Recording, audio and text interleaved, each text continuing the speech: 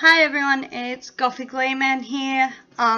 So in the spirit of Halloween month of October, and this being a very spiritual Halloween, being that it lands on Friday the 13th, I decided to share with you 20 fun facts about ghost hunting and ghost haunting. So maybe if you feel like going and sussing out the local spirit activity, here's some fun facts about ghosts. Okay, 1. Spirits that haunt want attention. 2. Spirits have absolutely no sense of time. So when we're asleep in bed and we just want to be asleep and, chill out, they don't understand that we're asleep and they don't care that we're asleep and decide to make our house all spooky.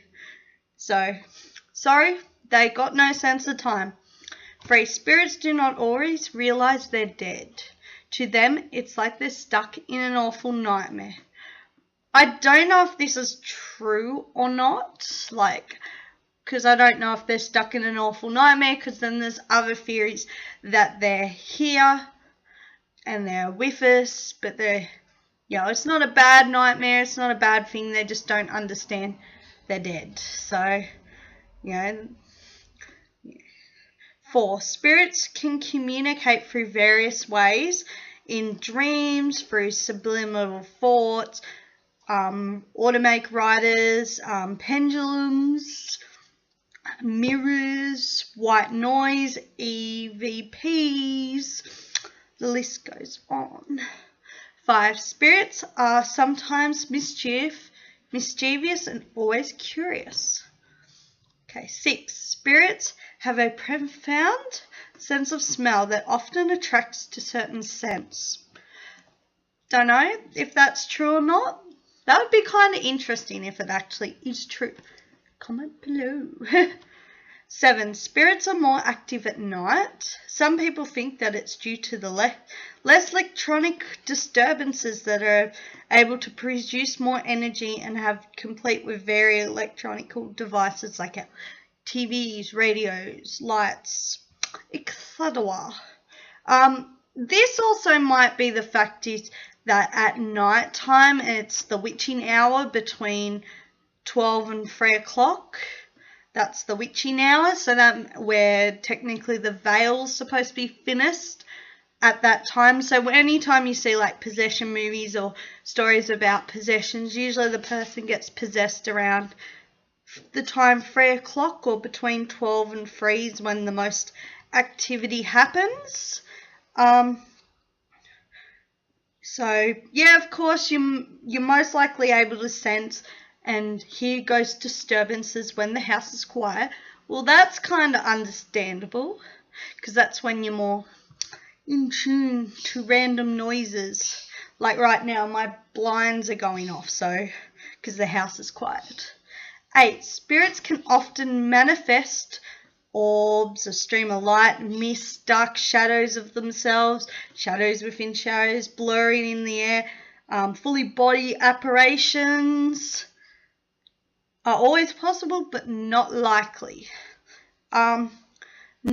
Most ghostly disturbances are actually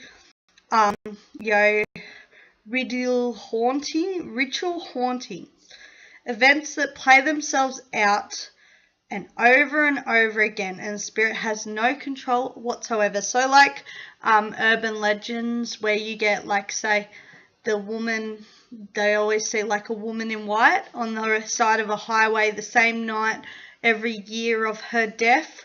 That's sort of the same concept, that they're stuck in like a ripple or an echo. So 10. Ghosts are mostly activities often around children, young adults, due to the amount of energy they give off. Highly personal energy, and the most spirits are about to absorb. So these are all different websites I've interlinked these facts from, but they do say children and pet are more sensitive and more acceptable to noticing things around the home. That's what they used to use cats for as well. Instead of like sprinkling holy water around a house and bless a house or put sage around the house, they used to send your cat in first, and your cat was, being intuitive natured creatures, were able to pick up if there was something in the house. So that's why they say like animals and that are more acceptive to strange things. So 11, spirits retain memories and emotions of their physical life, most likely like emotional and upsetting events and emotions like their death, and that's how they claim sometimes that ghosts are either angry or upset or crying, because that's the emotion they're supposedly holding on to. 12, not all ghosts are trapped, but some choose to be within the earthly realm. Some people actually claim that at a cemetery, groups of ghosts just hang around because because when they die, they expect being religious to heaven or hell. But people have actually claimed that a group of ghosts have just, had that sense of moving on or passing on, just all at the one time, when they've all realised that there's no reason for being. This is just things I've heard like from a personal friend and elsewhere. 13, spirits remain to their personality, like personals, like belongings, hair, skin, furniture, houses, people. They latch on to something that's familiar. 14, which is exactly the same one as one I said before. Animals and children are more likely to see ghosts. 15, even the spirit of an animal can haunt. Well, we are all living things, and animals are living as well as us, so of course it makes sense that they should be able to haunt too. 16, spirits can often be helpful. 17, spirits can often be protective of their family they haunt. So they can be very protective of you. So 18, ghosts are more active to exist in a state of confusion, not have a clue of what's happening to them, why they're here, why they cannot see or hear them, etc. So like in movies where ghosts are trying to talk to the person and the person can't hear, and then they fall through the person and get that big shock and scared because it's like, they can't see me. So 19, when a spirit is bored, they can often cause trouble or become mischievous. Again, curtains, doors, flickering lights, having some fun.